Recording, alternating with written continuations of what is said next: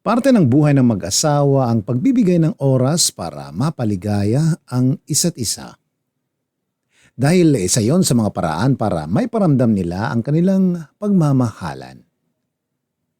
Minsan nga lang masusubok ang tibay ng kanilang relasyon ng dahil sa oras at distansya. Ikaw, hanggang kailan mo kayang tiisin na hindi makasama sa romansa ang iyong asawa? Dear Papa Van, magandang tanghali po sa inyo at sa mga nakikinig ngayon. Itago niyo na lamang ako sa pangalang Angie, 38 years old at may ari ng isang pet supply store. Matagal niyo na po akong tagapakinig. Nang pumanaw ang mga magulang ko ay nagkanya-kanya na ng buhay ang mga kapatid ko. 4 kami na magkakapatid at ako ang pangatlo. Lahat sila ay nagsipag-asawa na at bumuo ng sarili nilang pamilya. Ang 2 nga sa kanila ay nakapag-abroad pa. Tanging ako na lang ang naiwan at tumira sa bahay namin. Nauna rin kasi sila sa akin na magsolo at bumuo ng pamilya. Medyo may kalakihan din ang bahay namin. Kaya nang mag-asawa ako, doon na rin kami tumira ng asawa kong si Ken kasama ang anak naming si Julius. Papa Van, magkasintahan pa lang kami ni Ken ay pangarap na niyang magtrabaho sa barko. Nung bagong kasal pa lang kami, sinasabi niya na plano niyang magtrabaho abroad pero hindi ko siya pinayagan. Nang magbuntis ako at isilang ang anak namin na si Julius, muli siyang nagpaalam sa akin na mag-a-apply sa agency para makapagtrabaho sa barko.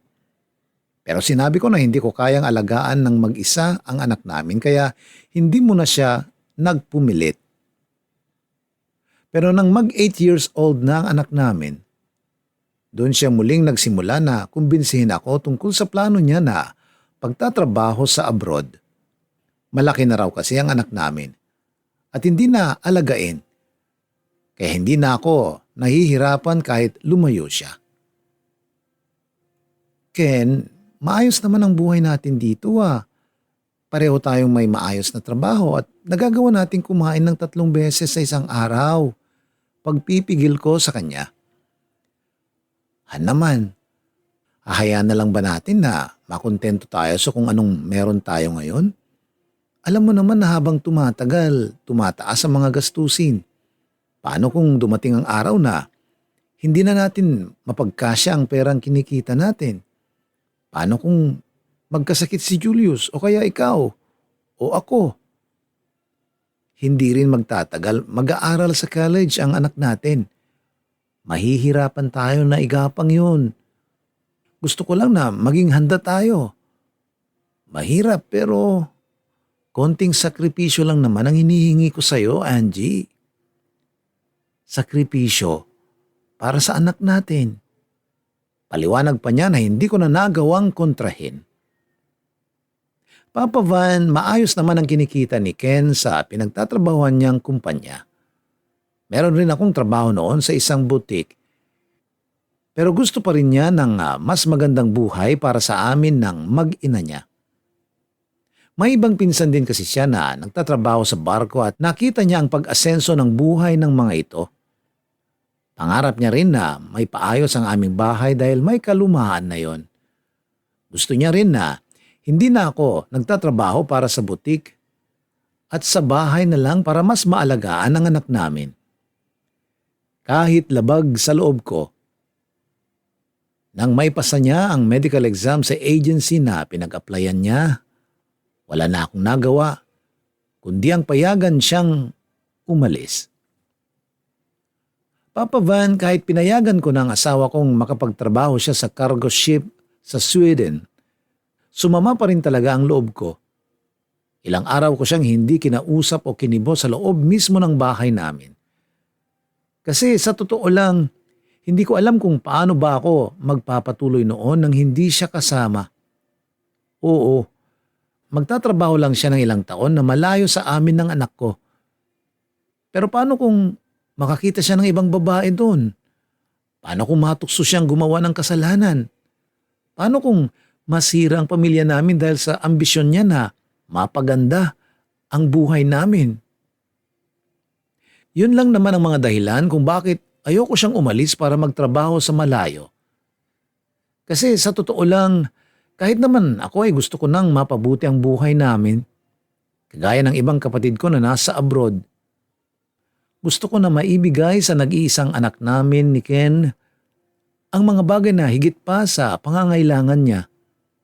Pero natatakot pa rin ako na baka dahil sa pangarap niyang yun, maging kapalit naman ang pagkasira ng aming pamilya. Kinausap ako ni Ken at nangako siya na hindi siya magtatagal na magtrabaho sa barko. Mag-iipon lang siya para makapagpatayo kami ng business at pareho kaming hindi na magtrabaho na malayo sa anak namin. Titiisin niya ang mapalayo sa amin para mas mapaganda pa ang bahay at buhay namin. Gagawin niya ang sakripisyo na yon para sa amin ni Julius. Kaya naman sa huli, tinanggap ko na lang talaga na kailangan kong magpakatatag habang magkalayo kaming dalawa. Pinigilan ko ang sarili ko na mapahagulgol nang ihatid na namin si Ken sa airport. Yun kasi ang unang pagkakataon na malalayo siya sa amin mula nang ikasal kami. Nagbitaw ng napakaraming pangako si Ken. Mga pangako para sa amin ng aking anak. Nangako rin ako sa kanya na pipigilan ko ang sarili ko na maiyak dahil baka malungkot din si Julius. Papas boy pa naman siya. Kaya hindi rin madali para sa kanya ang pag-alis ni Ken. Pero palagi kong sinasabi kay Julius na kapag umuwi na si Ken, hindi na ito muling aalis at lalayo pa sa amin. Papa Van, ang unang taon ni Ken sa barko ang pinakamahirap para sa akin kasi doon pa lang kami nagsisimula na mag-adjust na malayo sa isa't isa. Mahirap pa naman ang signal ng internet sa barko dahil may parte ng dagat ang wala talagang nasasagap na signal. Minsan umaabot ng ilang araw o linggo bago kami muling magkausap. Kaya naman sinusulit ko talaga ang oras kapag magka-video call kaming dalawa. Lalo na pagdating sa romansahan. Oo, Papa Van. Kahit magkalayo kaming dalawa ay ginagawan talaga namin ng paraan, makaraos lang. Ito yung tinatawag na SOP. Pareho kaming nagtatanggal ng mga damit at alam nyo na ang mga susunod na mangyayari. Aminin ko, Papa Van, na sa aming dalawa ng asawa kong si Ken, ako talaga ang mas mapusok pagdating sa kama. Ako rin ang mas makulit o sabihin na nating mas mahilig pagdating sa romansa. Kaya naman kahit magkalayo kaming dalawa, gumagawa pa rin kami ng paraan para mairaos ang init ng aming nararamdaman.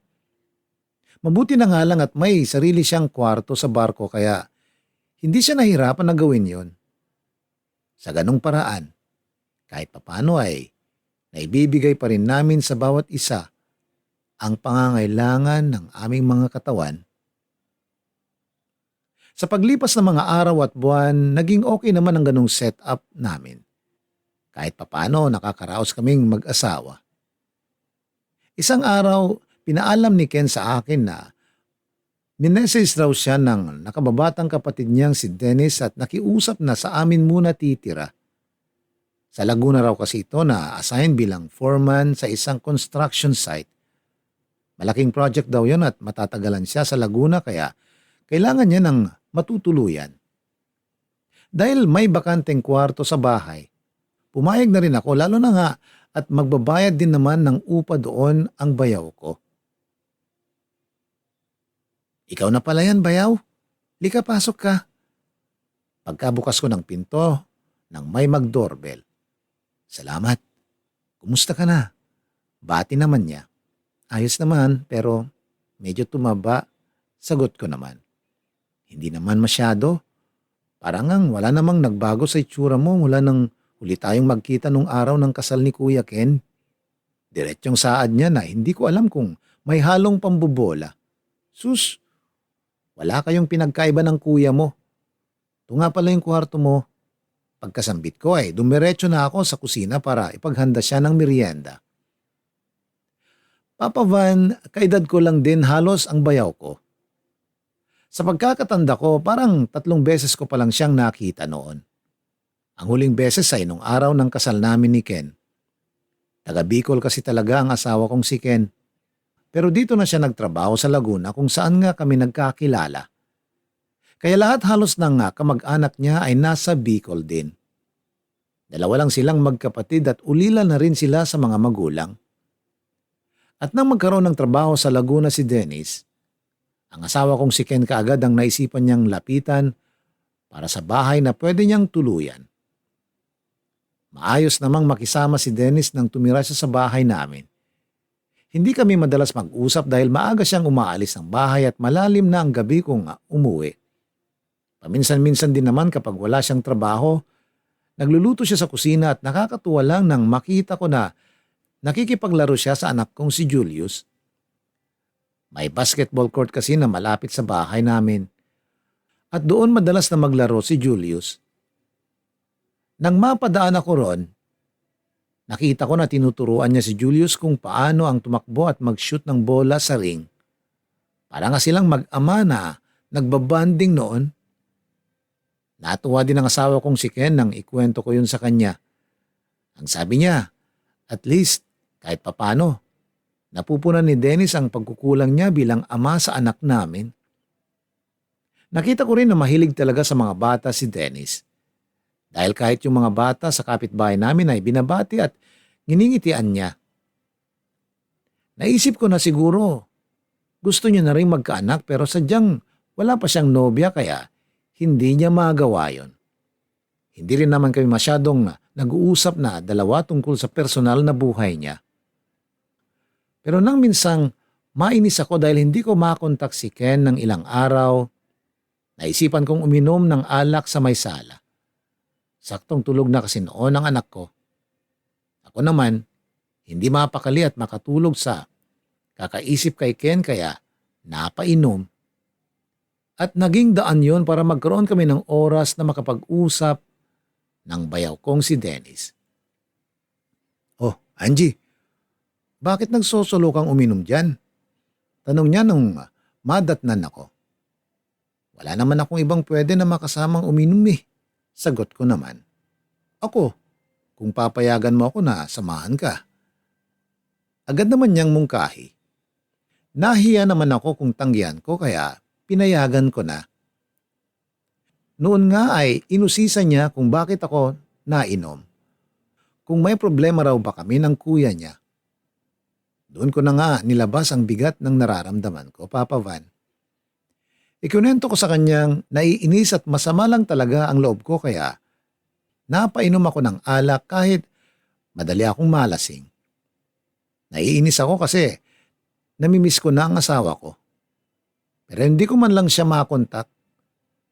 Ang dami ko ng chat sa kanya pero 3 araw na siyang hindi nagre-reply sa akin.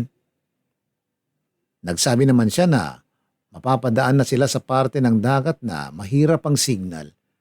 Kaya hindi naman siya makakatawag o chat sa akin pero hindi ko pa rin maiwasan ang mainis. Baka nga walang signal ngayon kung nasan sila. Tiisin mo na lang muna. Bukas tatawag na yon. Pagtatanggol niya sa kuya niya. Kahit na, dapat gawan pa rin niya ng paraan. Alam naman niya na palagi akong naghihintay ng chat o tawag niya sa akin. Saka alam niya rin na may pangangailangan ako bilang asawa niya. Di ko napigilang saad ko. Tamado na kasi ako nung mga sandaling yon. Kagaya naman ng kunot noo niya. Alam mo na kung ano yun, Dennis. Hindi ka naman na bata para hindi malaman yun. Seryosong sambit ko. Sa sinabi kong yun ay alam kong nagets na niya yung ibig kong sabihin. Bigla kasing nanlagkit ang mga tingin niya sa akin. Hanggang mapunta ang usapan namin tungkol sa romansahan. Lasing na talaga ako noon kaya di ko na napigilan pa ang bunganga ko. Nakwento ko sa kanya yung huling romansahan namin ng kapatid niya. Pati yung SOP naming dalawa. Siya rin ang nagkwento na matagal na siyang walang naikakama dahil sa sobrang busy sa trabaho. Pero halos lahat daw ng naikakama niya ay hindi siya nakakalimutan. Bakit ba kasi hindi ka pa mag-girlfriend? Usisa ko. Pihikan kasi ako pagdating sa babae kaya hirap akong makahanap. Sagot naman niyang nakatitig sa mukha ko. Ah, kaya pala. Akala ko, lalaki ang hanap mo kaya hindi ka na nag-girlfriend. Biro ko sabay tawa. Uy, grabe ka sa akin ha. Straight ako. Saka kung alam mo lang, yung mga babaeng dumaan sa akin, hirap silang makalimutan ako. Proud na proud pang sambit niya na hindi maalis ang titig sa akin. We, oo, gusto mo, patunayan ko pa sa'yo. Biglang seryoso niya. Noon na iba na ang tono niya na parang nang-aamo. Ano namang papatunayan mo sa akin? Sagot ko naman na medyo iba na ang pakiramdam. Na masarap ako pagdating sa romansa. Kaya hindi ako makalimutan ng mga ex ko. Panunuksong saad niya. Naku, yung mga ganyang salitaan, hanggang bibig lang yan. Sigurado ako na mahina ka sa kama. Karamihan naman kasi sa inyo, puro yabang lang pero kapag romansahan na, hindi ko pa man natatapos ang gusto kong sabihin, ay sinunggaban na niya ako ng halik sa aking labi. Hindi ako kaagad nakapag-react pero nang matauhan ay naitulak ko siya. Bakit mo ako hinalikan, Dennis? Habol hiningang saad ko. Kasi alam ko na gusto mong halikan kita. Pareho lang naman tayo, Angie. Pareho tayong may pangangailangan. Kaya ngayong gabi, ibibigay ko sa iyo ang kailangan mo na hindi maibigay ng kapatid ko. Pagkasambit niya ay muli niya akong hinila at siniil ng halik sa aking labi. Dahil lango sa alak at sa pangangailangan ng katawan, ay hindi na ako nagpumiglas at hindi na rin nakapagpigil. Hinayaan ko na ang bayaw ko na ang kinina ko ng magdamag. Wala sa isip o plano ko noon ang mga sumunod na nangyari. Hindi ko naisip na pwede akong malasing at matukso sa tawag ng aking laman. Papa Van, nung mga oras na nilamon na ng init at spirito ng alak ang katawan ko at bumigay na ako sa bayaw kong si Dennis, doon namin yun ginawa sa kwarto na inuupahan niya. Sobrang sabik talaga ako noon sa romansa kaya magdamag kaming nagpalitan ng laway at init ng katawan hanggang sa pareho kaming sumuko, mapagod at makatulog. Nagising ako ng 5:00 ng madaling araw na wala nang bakas ng kahit na anong kalasingan. Bigla rin akong natauhan noon lalo na nang makita kong sarili ko na walang saplot sa katawan habang nakayakap sa hubad ding katawan ng bayaw ko. Kaagad akong umalis sa tabi niya at lumabas ng kwarto. Doon ko naramdaman ang pagsisisi sa nagawa kong kasalanan. Sinabi ko noon na hindi ko na yun uulitin pa. Hindi ko nahahayaan na magkasala ulit ako sa asawa ko. Na isang beses lang akong magkakamali at itatama ko na ang lahat. Pero sadyang mahirap iwasan ang tawag ng laman, lalo na sa mga oras na nangungulila ako. Isang umaga kasi, mabuti na lang nakaalis na ang anak ko para pumasok sa school. Habang naglilinis ako sa kusina, kulang na lang ay mapahiyaw ako sa gulat dahil bigla na lang akong niyakap ni Dennis mula sa likuran ko. Nagpumiglas ako pero hindi niya ako binitawan. Hanggang sa maramdaman kong unti-unti na niya akong hinahagkan sa buhok, sa tenga hanggang sa leeg. Nakiusap pa ako na huwag na niya akong hagkan kasi baka may makakita pero hindi niya ako pinakinggan bagkus ay sinabihan pa niya ako na huwag nang magpakipot dahil gusto ko rin naman daw yung ginagawa niya.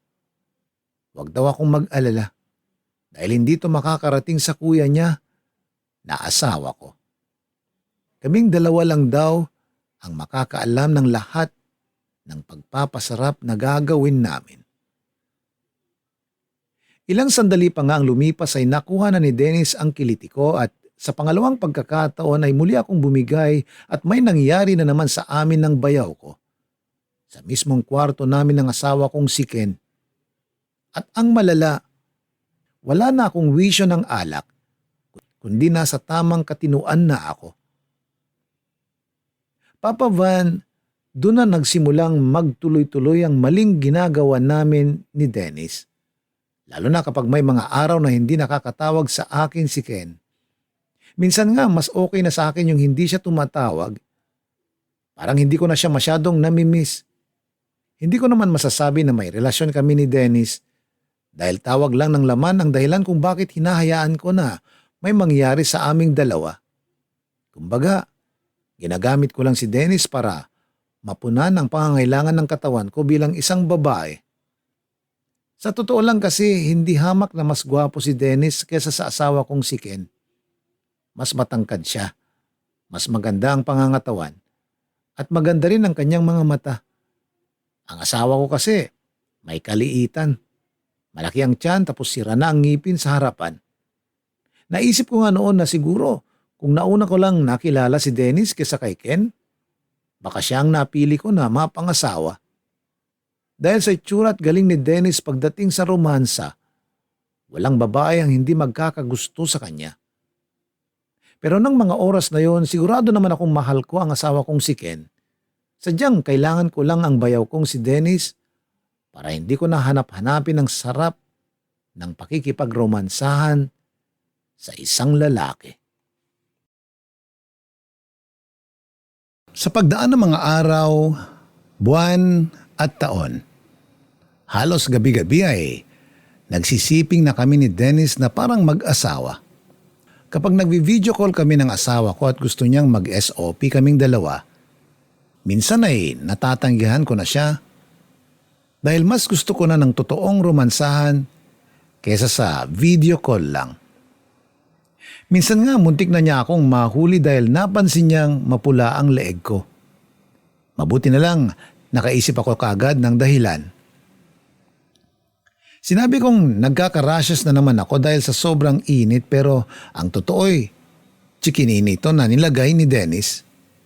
Mabuti na lang ay agad naniwala ang asawa ko sa dahilan ko at hindi na siya nagtanong pa ng kung ano-ano. Noong mga panahong yun ay hirap na akong tanggihan ang tuksong dulot ni Dennis Papa Van. Halos lahat na yata ng sulok ng bahay ay naikutan na namin ni Dennis habang kami ay nagro-romansahan. Pero ang pinakapaborito naming parte ay yung mismong kwarto at kama namin ng asawa kong si Ken. Kaya naman dun talaga kami madalas na gumagawa ng kasalanan at nagpapakasarap. Minsan pa ay tinanong ako ni Dennis kung ano raw ba ang totoong namabagitan sa aming dalawa. At sinabi ko naman sa kanya na wala kaming relasyon. Tinanong niya kung mahal ko raw ba siya. Pero sinagot ko na mahal ko pa rin ang asawa ko. Ayokong haluan ng kahit na anumang romantikong damdamin ng kung anumang namamagitan sa amin. Kailangan lang namin ang isa't isa pagdating sa init ng katawan. Kaya namin ginagawa yon. Naging malinaw naman yon kay Dennis. At sinabi niya na i-enjoy na lang niya ang katawan ko habang nasa malayo pa ang kapatid niya. Papa Van, sa 3 taon pang lumipas ay nagawa namin ni Dennis ang iba't ibang posisyon at bagay na alam namin pagdating sa romansa. Nagawa na nga rin naming mag-experiment. Pati na yung mga bagay na hindi ko akalain na kaya kong gawin ay nagawa ko nang siya ang kasiping ko. Hindi ko na masyadong idedetalya pa dahil masyado nang maselan. Pero natigil na rin ang lahat ng yon. Nang sa wakas ay huminto na sa pagtatrabaho si Ken sa barko at umuwi na ng Pilipinas. Naipaayos na namin ang bahay noon tapos may ipon na rin kami para sa business na gusto niyang buksan. Tuwang-tuwa rin ako nang sa wakas ay makakasama na ulit namin siya ni Julius. Doon ko na rin tuluyang tinapos ang kung anuman ang meron sa amin ni Dennis. Kaya lang 1 buwan pa lang ang nakakalipas mula nang makauwi si Ken ng magdalang tawa ko. At ng mga oras na yon, sigurado ako na hindi ang asawa ko ang ama ng pinagbubuntis ko. Pero pinaalam ko pa rin kay Ken ang tungkol doon at pinaniwala ko na sa kanya ang batang pinagbubuntis ko, Papa Van. Isang umaga, kakaalis lang ng asawa ko para ayusin ang permit na bubuksan naming negosyo nang lumabas naman si Dennis ng kwarto niya. Ayaw ko sana siyang kausapin kaso hinarang niya ako at hinawakan ang braso ko. Sinabi niya sa akin na alam niya raw ang totoo na siya ang ama ng dinadala ko at hindi ang kuya niya. Ang gusto niya, kilalanin rin daw siya ng bata na siya ang tunay na ama na hindi naman pwedeng mangyari dahil magkakagulo. Pinagpilitan kong hindi mangyayari yun kaso pinagbantaan lang niya ako. Kahit anong mangyari raw ay sasabihin niya sa kuya niya ang totoo na siya ang tunay na ama ng dinadala ko. Dennis, please naman, huwag mong gagawin yun. Kapag nalaman niya ang totoo, iiwan niya ako. Makikipaghiwalay siya sa akin. Masisira ang pamilya ko. Kaya parang awa mo na. Maluwaluhang pakiusap ko. Ano naman kung gagawin niya yun sa'yo? Handa naman akong panagutan ka. Papatunayan ko sa'yo na hindi lang ako mas magaling kay kuya. Pagdating sa kama, kaya ko rin maging responsableng asawa sa'yo at tatay sa magiging anak natin. Seryoso pang sambit niya. Pero hindi nga pwede. Pamimilit ko. Bakit hindi? Kasi hindi kita mahal. Naiintindihan mo ba yon? Si Ken ang mahal ko. Siya ang asawa ko kaya hindi ko hahayaan na masira ang pamilya ko. Giit ko. Matagal nang sira ang pamilya mo, Angie. At ikaw mismo ang sumira sa pamilya mo mula nang hayaan mo na may mangyari sa ating dalawa. Kaya sa ayaw at gusto mo, ipapaalam ko na kay Kuya Ken ang lahat ng nangyari sa ating dalawa. Pananakot na sambit niya. Papa Van, nang sabihin ni Ken na uuwi na siya ng Pilipinas, nag-usap na kaming dalawa ni Dennis na ititigil na namin ang ginagawa namin. Nung una nga, ayaw pa niya. At sinabi niya na handa siyang maging totoong kabit ko. Yung tipo na kahit magkasama na ulit kami ni Ken sa bahay, maghihintay na lang siya ng mga nakaw na sandali para sa aming dalawa. Pero hindi ako pumayag dahil natatakot na talaga ako noon na baka tuluyan ng masira ang pamilya ko. Ayokong malaman ni Ken ang naging kasalanan ko sa kanya at sa relasyon namin. Kaya sinabi ko na hindi pwedeng mangyari ang gusto ni Dennis. Pumayag naman siya. Natuluyan nang matapos ang namamagitan sa amin. Pero may nangyari pa sa aming dalawa ng araw din na yon. At naramdaman ko rin talaga na sinadya niyang mabuntis ako ng huling beses na may nangyari sa aming dalawa. Nang makauwi naman sa bahay si Ken mula sa ibang bansa ay naiyak siyang niyakap ako at ang anak naming si Julius. Labis din ang pasasalamat niya noon kay Dennis dahil sa pagbabantay raw nito sa amin ni Julius.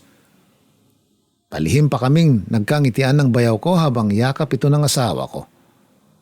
At grabe talaga ang pag-usig sa akin ng konsensya ko noon. Kaya naman pinilit kong makabawi kay Ken.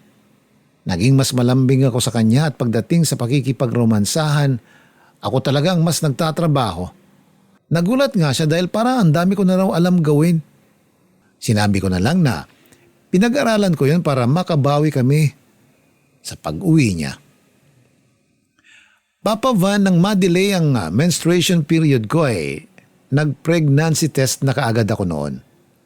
At naiyak ako sa kaba nang makita ko na positive ang lumabas na resulta. Mabuti na lang at ako lang mag-isa noon sa bahay. Kinakabahan ako kasi malakas na ang kutob ko na ang bayaw kong si Dennis ang tatay ng pinagbubuntis ko. Kaya naman nagpa-check up na rin ako noon at nalaman ko nga na mahigit 1 buwan na akong nagdadalang tao. Doon ko nakumpirma na tama ang hinala ko kasi 1 buwan pa lamang si Ken noon sa bahay namin. Noon na hindi ko na talaga alam ang gagawin ko, lalo na nang pagbantaan ako ni Dennis na sasabihin niya sa asawa ko ang tungkol sa aming dalawa. Lalo na ang tungkol sa tunay na tatay ng baby na pinagbubuntis ko. Hindi niya pwedeng malaman yon dahil ayokong masira ang pamilya ko. Ayokong maghiwalay kami ni Ken at matawag ako na maruming babae. Ayokong masaktan ng asawa ko dahil wala siyang ibang ginawa kundi ang paglingkuran at mahalin ako. Kaya nang umalis si Dennis para pumasok sa trabaho, naiyak na talaga ako at pinagdasal ko na sana hindi na siya makauwi pa. Dahil ayoko na magkaharap silang magkapatid at malaman ng asawa ko ang tungkol sa amin ng bayaw ko. Hindi ko alam, Papa Van, kung paanong tila pinakinggan ang dasal ko ng mismong araw din na yon.